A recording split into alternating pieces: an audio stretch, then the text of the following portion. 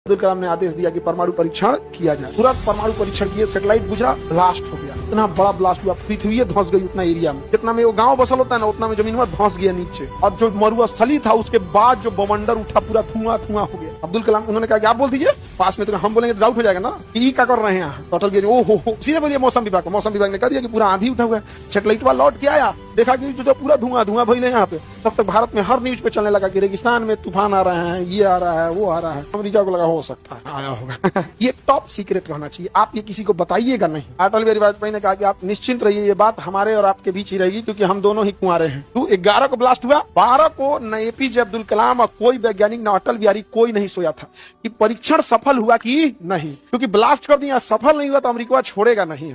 रेगिस्तान का एरिया है। और पोखरण में भारत ने अपना परमाणु परीक्षण किया था। कहाँ किया था? पोखरण में क्या किया था? परमाणु परीक्षण किया था भारत ने। पहला परमाणु परीक्षण 1974 में किया था। कब किया था? 1974 में। 1974 में किया था, लेकिन वो उतना सक्सेस नहीं हुआ। उसका नाम था स्माइलिंग बुद्धा। क्या नाम था? स्माइलिंग बुद्धा। 1974 में जो पहला परमाणु परीक्षण किया स्माइलिंग बुद्धा, वो सक्सेस नहीं हुआ। फिर भारत जुड़ गया अब परमाणु बम बनाने के लिए। तो कौन सा जगह डिसाइड हुआ? हाँ, पोखरण। ले ही नहीं रहा, पोखरण में हुआ था परमाणु परीक्षण। ये तो पोखरण का ऐतिहासिक चीज है यहाँ पे। इसी पोखरण के रेगिस्तान में क्या किया गया था? परमाणु परीक्षण। क्योंकि खाली एरिया यहाँ पे, ज्यादातर एरिया खाली होने से परमाणु परीक्षण के लिए जगह इजिली अवेलेबल हो गया। तो 1974 में जब हम लोगों ने परमाणु परीक्षण करने का प्रयास किया तो उस समय 74 में इंदिरा गांधी थी। इंदिरा, एक तो सफल नहीं हुआ, दूसरा पूरी दुनिया हम लोग पे प्रतिबंध लगा दिया कि इसको यूरेनियम में मत दो, इसको यूरेनियम मत दो। यूरेनियम इनरिच करना बड़ा मुश्किल होता है, तो उसका यूरेनियम इनरिचमेंट बड़ी झमेला का चीज है।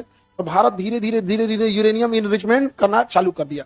अब परमाणु बम बनाया कैसे जाए, तो इसके लिए एपीजे अब्दुल कलाम को अटल बिहारी वाजपेयी ने सारी जिम्मेदारी दिया। कहा कि आप परमाणु बम बनाइए। एपीजे अब्दुल कलाम इसमें लग गए, परमाणु बम बनाने में लग गए। पूरी वैज्ञानिकों की टीम पूरा फुल टू कमर कस के रेडी हो गया परमाणु बम बनाने के लिए। और सारा तैयारियां 5 साल से चल रही थी और सब बन के रेडी हो गया। अब परीक्षण करना था।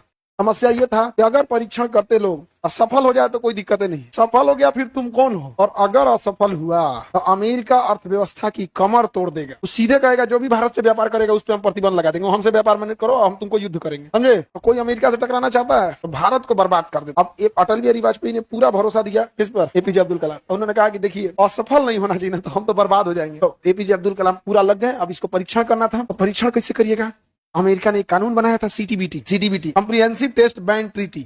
सीटीबीटी ये कहता है कि ना आप परमाणु को हवा में फोड़ सकते हैं, ना आप इसे पानी में फोड़ सकते हैं, ना ही आप इसे जमीन पर कभी भी परीक्षण कर सकते हैं। समझ में गया? एपीजे अब्दुल कलाम ने कहा कि इसमें तो जमीन के अंदर लिख ले, नहीं तो परीक्षण कहाँ होगा? जमीन के अंदर। कहाँ होगा? जमीन के अंदर। तो हो गया जमीन के अंदर।